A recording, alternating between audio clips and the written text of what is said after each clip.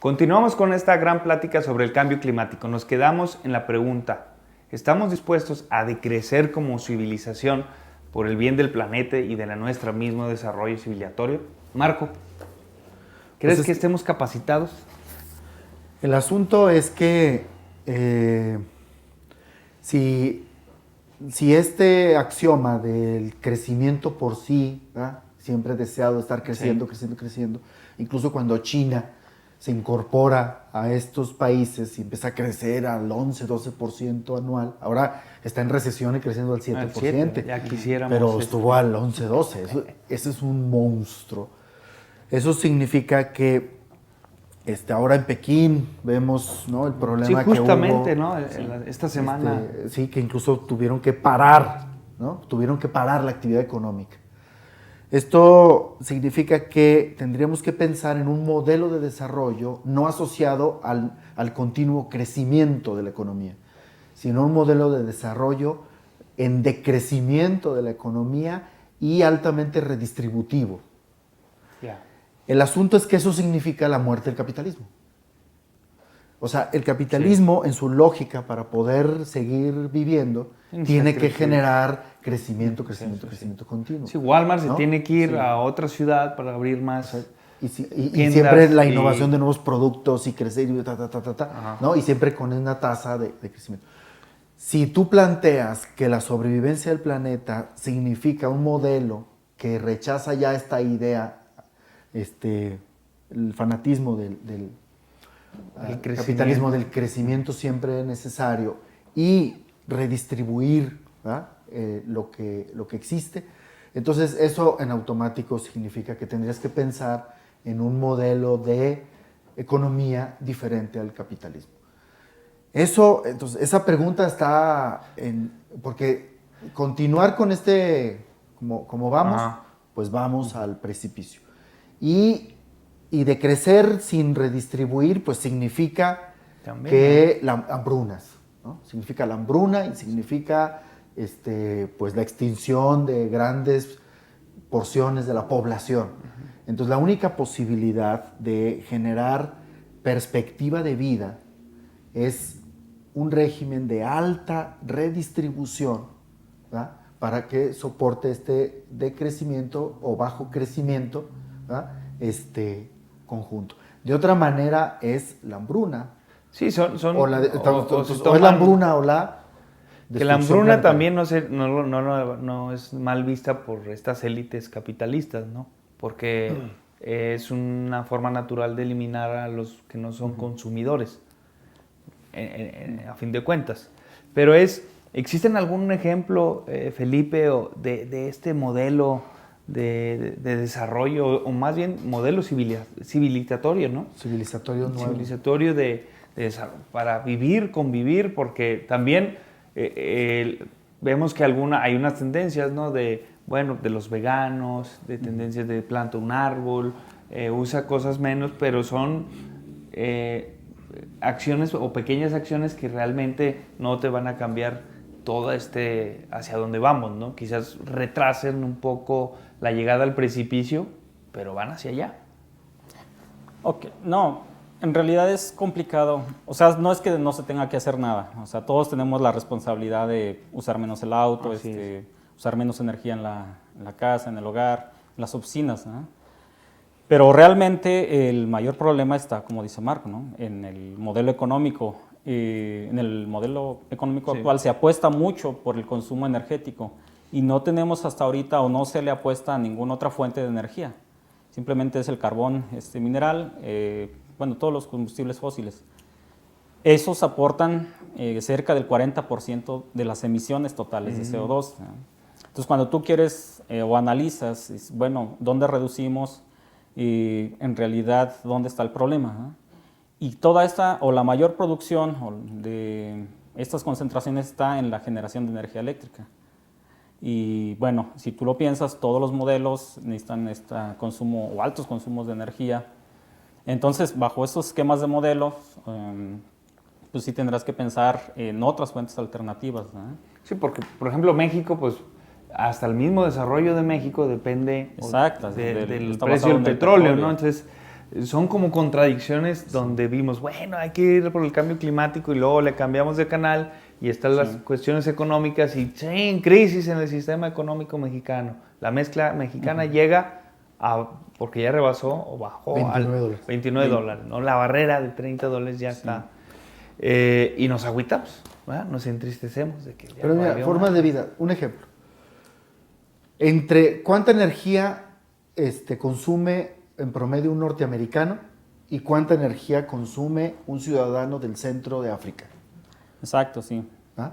O sea, si tú haces esa comparación es 8-1. Sí, no, el modelo americano, si lo lleváramos a Que es todo el planeta, modelo que quieren perseguir, Ajá. en la forma de vida californiana, ¿verdad?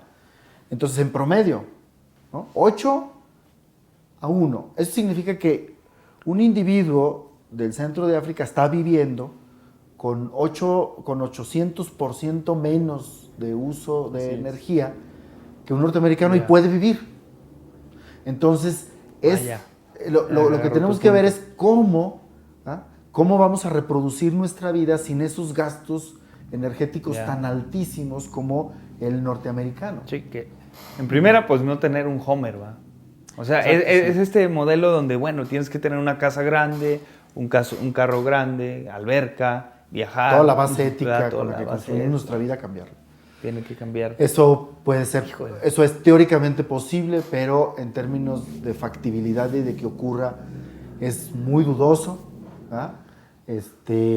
Van a estar dispuestos, imagínate los protocolos, cuando el primer protocolo en Kioto, donde dice, bueno, Estados Unidos tendrías que reducir tanto tu emisión de gases de efecto invernadero, él no firma el protocolo y su argumento es, si yo firmo un protocolo y bajo mis gases de efecto invernadero, mis emisiones, eso me va a afectar en mi economía y no voy a sacrificar mi economía por el asunto. Entonces se niegan a hacer. En el fondo sí es esto, ¿no? Lo que decía Bill Clinton en su campaña es la economía, ¿no? El punto, sí, quizás los argumentos son ecológicos, ambientalistas, pero el punto es cómo cambiar este modelo, la economía, para que podamos...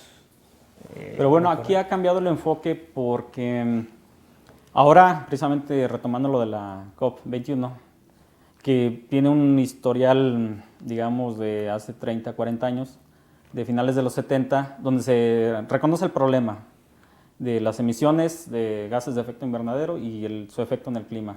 Y se empiezan a hacer una serie de reuniones mundiales con líderes, sobre todo cuando era el grupo de los 6 más poderosos, y se llega y se concluye al protocolo de Kioto, donde se comprometían a reducir las emisiones en un tanto por ciento y se tenía que firmar y ratificar. La diferencia con el COP21 que se está discutiendo ahorita es que estos ya no son obligatorios y tampoco hay una cuota fija. Cada país, cada miembro de la COP dice, yo me comprometo al 2050 a reducir en tanto por ciento mis emisiones, ¿no?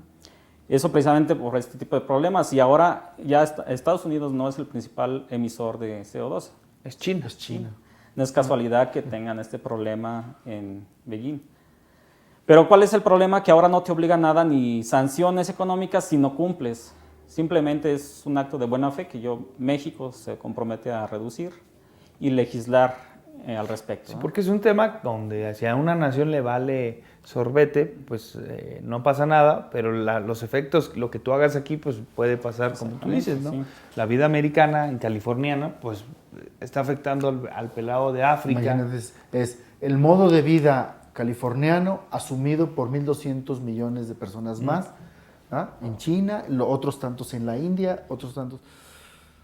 No hay forma, ¿no? Por eso, yo no estoy tan optimista. En realidad creo que la solución de cambiar de modelo civilizatorio, me parece que eso además lleva, ¿no? Tiempos de larga duración. Nos va a tener que pasar una tragedia de donde... Más bien creo que lo más probable es la tragedia. Lo más probable es que va a estar las cosas muy mal y nos va a ir muy mal. O sea, estamos... en el apocalipsis. Tu escenario, digamos, sí es más o menos el de este científico, ¿no? De Stephen Hawking. Sí, yo creo que sí es cierto. O sea, ¿recuerdas esta lectura famosa de la tragedia de los comunes? O sea, donde tú haces uso de los bienes que son de todos, pero no te obliga a retribuir a los demás porque es del uso de todos. Por ejemplo, los espacios de estacionamiento en un supermercado. Tú llegas y puedes estacionar 4 o 5 vehículos porque es de todos, ¿no? Pero nadie te obliga a pagar ese lugar y es exactamente lo que es aquí. México y otros países se pueden comprometer a reducir, pero si hay algunos que no reducen y son los que más aportan, a final de cuentas es un problema que nos va a afectar a todos. Es que ese es el detalle, ¿no? ¿Qué acciones se necesitan hacer para mitigar o contrarrestar el cambio climático en una era, pues, o en un paradigma que no coincide, pues, con el desarrollo humano? Pero, ¿qué hacer, ¿verdad? Eso es mi siguiente pregunta de qué se puede hacer respecto al cambio climático, Marco. Bueno, pues de manera inmediata es lo que han estado recomendando, lo que es reducir los GI, los gases de efecto invernadero, y generar dos cosas, lo que llaman adaptación y mitigación. O sea, mitigar, pues, tratar de reducir y resolver, ¿no? Generar estrategias de resiliencia, pero la otra es, pues, prácticamente adaptarte a cambios que ya están ahí, Yeah. O sea, cambios que van a ser irreversibles, que están ahí. Entonces, generar estrategias para poder adaptarte a esa nueva circunstancia, ¿no? Entonces, básicamente por ahí van. Entonces, ¿qué se puede hacer en términos de mitigación y qué se puede hacer en términos de adaptación? Ya, Felipe. Mira, aquí la preocupación es, ahorita lo que se está discutiendo en París, es qué hacer para que la temperatura global no aumente hasta 2 grados centígrados.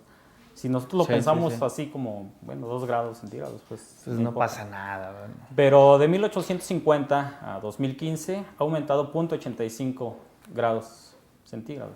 O sea que comparado con los 2 grados que queremos poner como límite, pues digamos es razonable. Razonable. Pero ¿qué se necesita para que solamente aumente en 2 grados centígrados? Se necesitaría dejar de emitir ahorita CO2. Como te decía, la mayoría de los gases tienen un tiempo de vida en la atmósfera. Si nosotros dejamos de reducir o de emitir totalmente CO2, las acciones que tomemos ahorita se verán reflejadas en 2030, 2050, ¿no? Y eso considerando que hagamos proyectos de adaptación y mitigación, ¿no? Pero si no reducimos y llegamos a las proyecciones de 900 partes por millón al 2100, entonces vamos a tener un aumento de la temperatura en 6 grados, más o menos. ¿Qué es el catástrofe? Son las proyecciones que se hacen. Entonces imaginemos una atmósfera con alto contenido de energía, con una temperatura aumentada en 6 grados. Estos procesos que vemos ahora de variabilidad en el clima quizás se vean más afectados o más con un amplio, aquí lo que se llama el margen de los eventos climáticos, ¿no? Muy fríos y muy cálidos, o muy secos y muy húmedos, ¿no? Este rango lo que se espera es que se amplíe bajo estas condiciones, ¿no? Y eso es lo que tendríamos que adaptarnos a esa situación. Y la siguiente pregunta para el siguiente bloque es, se toma de siempre como es cambio climático global, pues se toma a la ligera por la ciudadanía, ¿no? Incluso los presidentes municipales ni siquiera abordan los temas, ¿no? Vemos aquí en Zacatecas que ni siquiera el gobierno del estado ha hecho el esfuerzo o tiene un discurso contra esto en estos tiempos, ¿no? Que está la cumbre. ¿Qué hacer? ¿Qué puede hacer un municipio? ¿Qué puede hacer el ciudadano, ¿no? Para ir cambiando poner su granito de arena desde Zacatecas, cuando menos, ¿no? De decirle a nuestros hijos de que hicimos lo posible para mitigar el cambio climático. Con esa pregunta nos vemos al tercer y último bloque.